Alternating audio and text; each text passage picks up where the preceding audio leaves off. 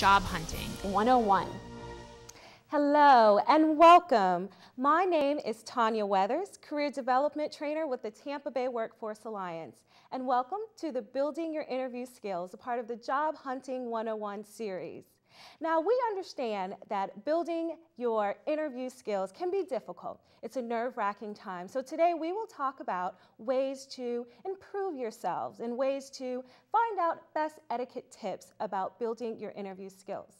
Now, first, let us talk about the types of interviews. You want to be prepared always for the different types of interviews that you might come across. The first type of interview is the face-to-face interview. It's the most common. The most common type of interview between a job seeker and an employer. It's the meeting. It's the face-to-face. You want to make sure you get that #1 game face on, that 100% game face on at all times. The second type of interview that you will have is a screening interview. Now, we don't want to slack with a screening interview. We want to make sure, again, at all times, we have that game face on. My suggestion, my tip, is to take a house with a separate room, a separate area where you can post your resume, your references, your cover letter on the wall. So if you are rolling out of bed and it's 8 o'clock in the morning and get a phone call from an employer, you'll be prepared. You'll be ready. You don't have to be scrummaging around for papers and finding all the information you need. All you will have is that one area, that one room. Now, I also suggest having a jacket ready, maybe sitting on a chair. Again, you're in those pajamas, and we know that we tend to feel the way that we dress. So you want to feel professional. You want to feel prepared. So having that jacket on a chair in that room, you just slide it on and you're ready. Stand up, smile. You can hear a smile through a phone. You can definitely hear a smile through a phone. Now, that is my suggestion when it comes to the phone screening. The third type of interview is the group interview. Now, this one can be nerve-wracking because there can be several job seekers there in the room.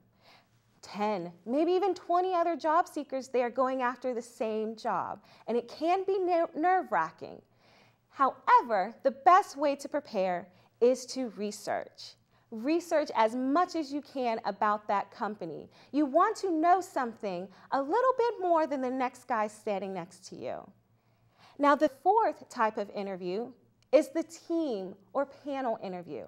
This is when you have multiple employers. You might have 2, 3, maybe even 4 employers that are drilling you with those questions. So we want to make sure, again, that we are prepared.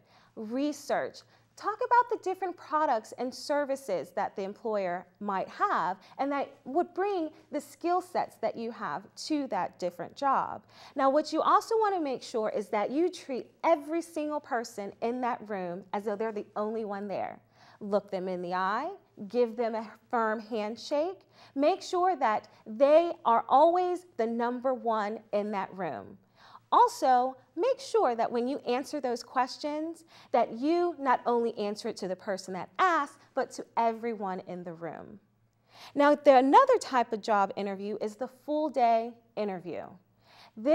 Anything can happen. It can start from 8 o'clock in the morning and go until 5 o'clock in the afternoon. So you want to be prepared. My suggestion, take a bag with you. Take some hygiene products, perhaps. Take a towel, water, deodorant. You never know. The employer's office might be hot, and you never know. Bring an extra shirt if you can. You never know. I also recommend to bring money. Now, just because it's a full day, don't expect that they're going to pay for lunch. Don't expect that they're going to pay for breakfast. You want to make sure you are prepared. Now, the next is a behavioral. A behavioral type of interview is one of those, describe a time when. That is a behavioral question that is asking what your past experience will do to affect your future experiences. They want to know how you behaved in the past and to find out, will that happen again in the future. The next type of interview is the mealtime. This is also similar to the full day. Bring that money. You never want to expect the employer to do it for you. So make sure you bring that money so you will have that prepared. Now, with a mealtime interview, They are observing your manners. They want to observe how you will respond in an out-of-the-office environment. Be prepared. Make sure you're not chewing with food in your mouth and spitting all across the table. You want to make sure that you are remaining as professional as you can. Now, the last interview is the second interview. That's the one we're all trying to get to, always. But don't just think, oh, I got this in the bag. I know I have this. We're just going to talk about salary now. No, no, no. You might be one of two that are in the top, and that might make or break you. So still, keep your game face on because you just never know what might come up in that second interview. Now, those are the different types of interviews that you want to make sure that you will be prepared of at all times. Now we will talk about the different techniques used by interviewers. You have the question and answer interview. It's a straightforward question. The interviewer asks a question and you answer. Straightforward, simple. The next is a non-directed interview. This type is for an unprepared employer. Now, the benefit of an unprepared employer is you can shine. You've done your research, you know everything about the current information regarding that company and what might be in the news, what awards they might receive, plus you know your skills. Usually an unprepared employer happens, let's say the person you're supposed to interview with just so happened to be called into a meeting. Now, they don't have time to interview you, but they say, hey, do you mind interviewing them? Tanya's coming in 5 minutes. Do you mind interviewing her for me? They don't know anything about you. They haven't looked at your resume. They glanced through it, and that's a perfect situation for you because you can take advantage of them. You can shine and let them know why you are the perfect person for the job. Now, the last interview is a behavioral, and we talked about that a little bit earlier. That's the describe a situation when. Describe a situation when you and a coworker didn't get along. That's a behavioral, and we definitely want to make sure to be prepared for those as well. I give a tip to classes that I teach. I say, search for the vision, mission, and value on every company's website, and you will be able to answer those describe a situation when type of questions. The next thing we like to talk about is what to do before an interview.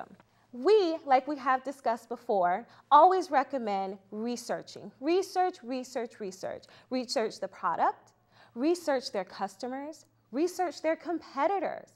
Find out about the culture and if it's a best fit for you, and let them know why. Now, the next thing you always want to make sure to do is bring plenty of resumes. God forbid you get there and you have a panel and there's 5 people there and you only have 1 resume. So you want to make sure you come with extra resumes, extra references. If you have certifications, bring your certifications. Make copies of those. Written references as well are best to have when you come to an interview.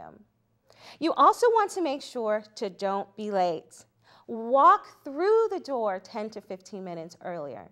Don't be sitting out in the parking lot. Walk through the door. Remember, if you're on time, you're late. Now, the last thing is let there be time for Murphy's Law to take effect. Basically, any and everything that can go wrong usually does. So you want to, let's say you live about an hour away, leave an hour and a half, leave an hour and 45 minutes ahead of time. It's best to be sitting in the lobby for 20 minutes than to be sitting in traffic and having to call and say, I'm late, I'll be there in 5 minutes. Now we will talk about what to do before an interview. Now let's talk about the attire and dressing for success. Now we know that employer can make a snap judgment about you and the way we dress. It's a human factor. We all judge one another based on how we dress. So we want to make sure that we are dressed as professional as possible. We want to dress conservative. Better to be conservative and overdressed than to be underdressed. Let's say you went for a janitor's position and you were wearing t-shirt and jeans because it's a janitor. But if you came dressed professional, who knows, that employer might have had a janitor supervisor position available and said, you know what? You have a wonderful appearance and your skills are what we're looking for in our supervisor position. How about that? You just never know. Better to dress conservative and overdress than to underdress. Now, you always want to make sure to dress neatly, make sure you iron, make sure you tuck in those shirts, no rolled up sleeves. We want to dress neatly. Now, the other thing we want to recommend is hygiene. Make sure to take a shower, make sure you have some deodorant on, make sure you have a mitt, just in case. You're going to be doing a lot of talking, so talking sometimes dries out your mouth, and you want to have a mitt to be prepared. You just never know. We also recommend don't smoke, dip, or chew anytime during the interview process. It is very unprofessional. I even recommend for smokers not to even smoke on the way, not to even smoke in the car, because smoke lingers. We know smoke lingers, and you'd never know what the interviewer might think of you if they smell smoking. I remember I read an article before that said, we tend to think as smokers as less intelligent. And we tend to think that smokers aren't as skillful and aren't as responsible. And you don't want an employer to think that from you just by a smell. And they haven't even shaken your hand and said hello. So no smoking, no chewing gum, and no dipping. All right, makeup, piercings, and perfume. Less is more. Ladies, we're not going for America's Next Top Model now. So light colors. Limit the amount. We want to remain professional. As far as piercings, if you have any piercings that show, piercings in the nose, take them out. Maybe even cover them up with a hole cover. Also with the perfume, less is more. We don't want to shoo them out of the room. We want it to be professional and light. Now the last thing is tattoos. Now, I know times are changing. It's 2012 and tattoos are everywhere. But in the professional environment, especially for an interview, we don't know what the culture of that company is going to be. So we want to make sure we cover up all tattoos. Wear long sleeve shirts. If you have tattoos on necks, make sure you have it covered up. Now, I do want to talk a little bit about skirts. Ladies, below the knees. We don't want to give the men any kind of misinterceptions of us. So we want to make sure short skirts, no.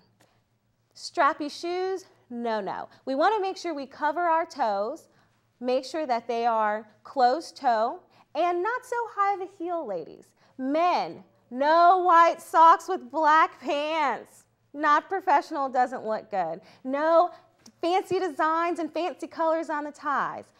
Black, blue, gray, best for interviews. Before we complete, I want to make sure that you are aware that the Tampa Bay Workforce Alliance does have a video on appropriate attire for interviews. That website is www.workforcetampa.com. Employers, you can search candidate resumes and research labor market information at employflorida.com.